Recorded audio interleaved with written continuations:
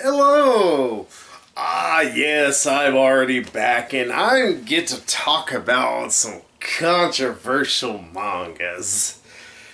Though this one I'm talking about years after the controversy.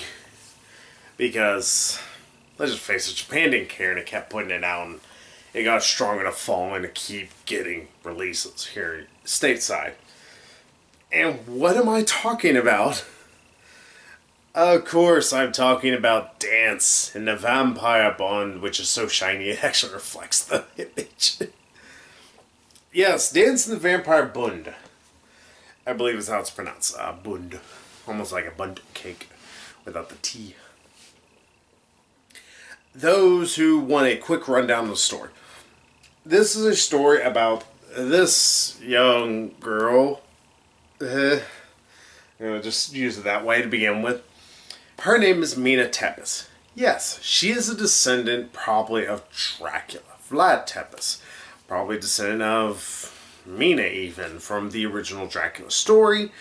She decides to buy this land. Because, of course, vampires have, like, just eons and eons of money laundering and stealing. All that. Why wouldn't they be uber rich? It actually makes a lot of sense. I'm not even, like, doubting the story. Like, it actually makes a lot of sense. They'd be like, oh yeah, I could buy a country if I felt like it.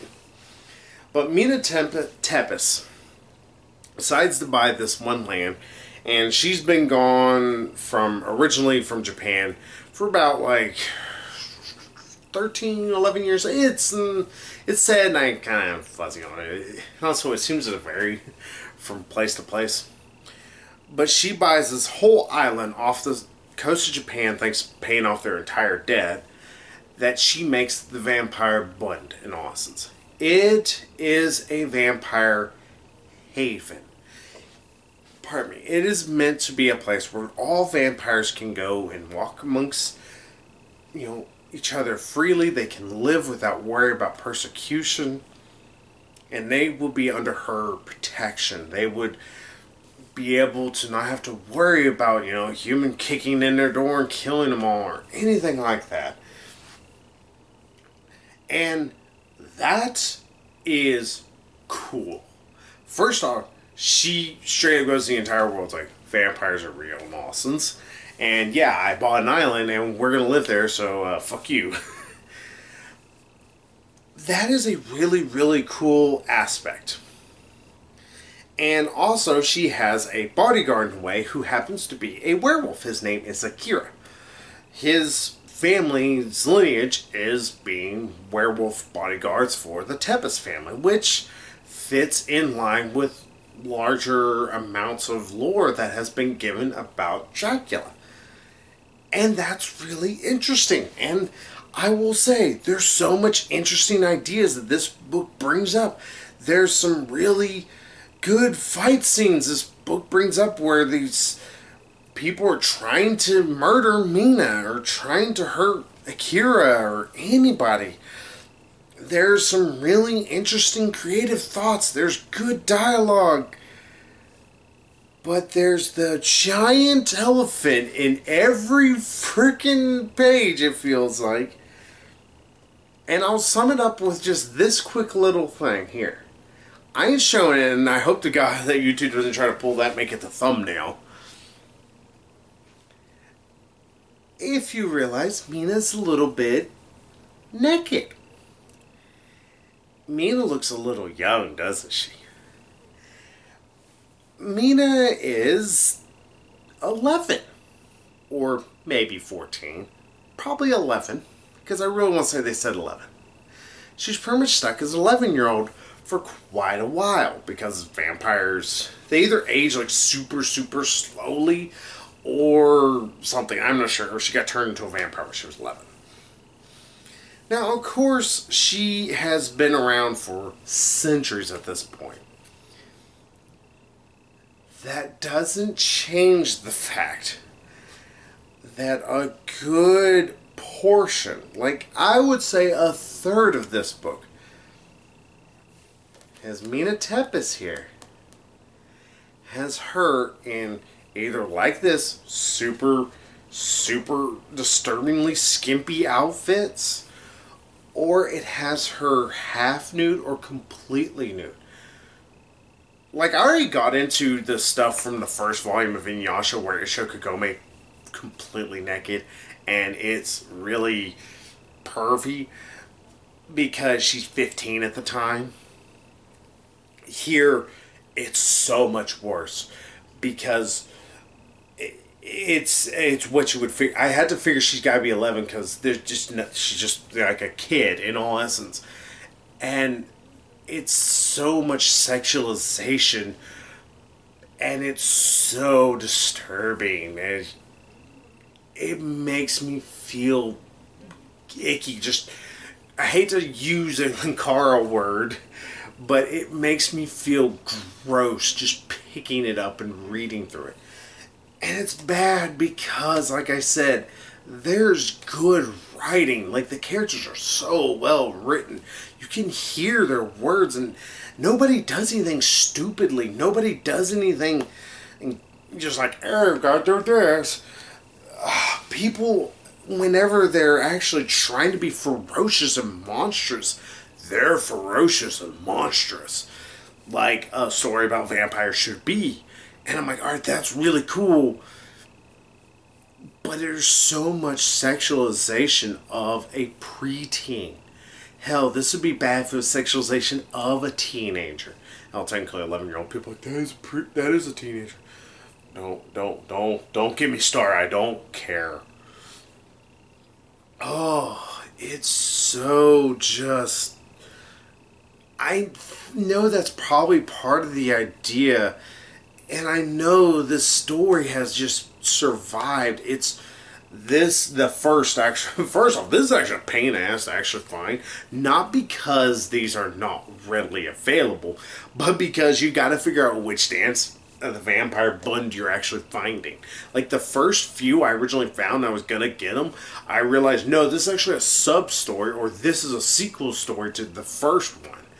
Alright, well, what is the first one? Okay, it's just Dance of the Vampire Bund. You have to sometimes look because there's little bitty writing that say at the bottom, it's like, oh, hey, get in, or something like that. I'm so torn. And I have to say, because of this just overt amount that it makes this girl want us to oogle her almost. There's like full like page, mind you, this page is like this big, but there's a full page spread of her nude. There are many times where she's purposely messing with Akira, who he's always had a bit of a crush on her because he knew her when he was like 5, when she looked like how she does now in their timeline. But it's weird now. It's like,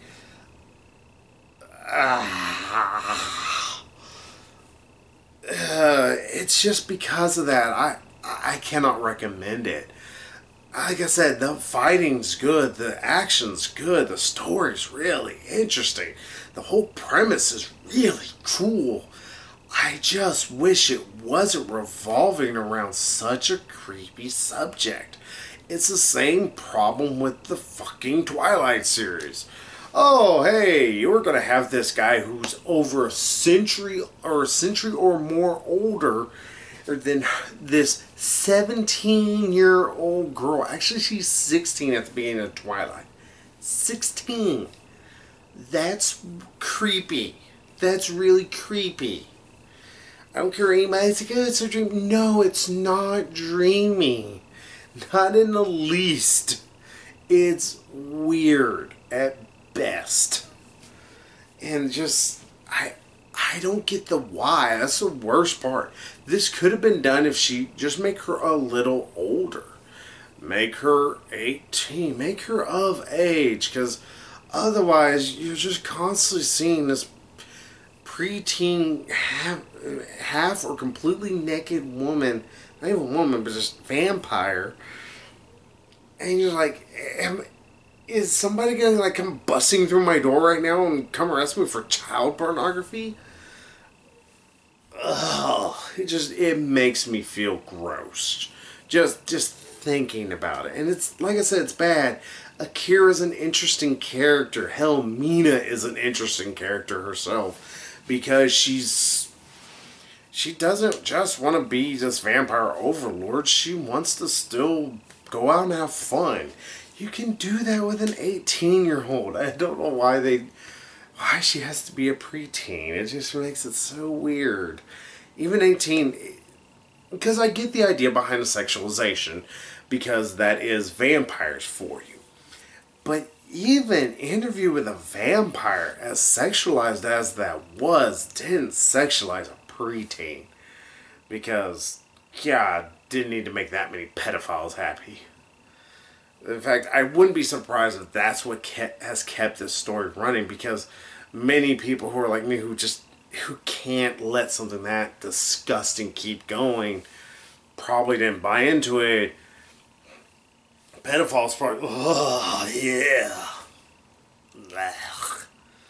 So, I can't say read it. It just this. No, just no. It's bad because, like I said, I hope they wrote something better eventually, or drew something better eventually. Just no. But hey, that's all I got for you now. I should, though, have a few more. I'm trying to get to the end of my backlog I have. I have about 4 more left for y'all. Thankfully, nothing else as disgusting as this. Oh, so, hey, that's Dancing the Vampire Bund. Go dance somewhere else. So I'll say bye-bye, everybody.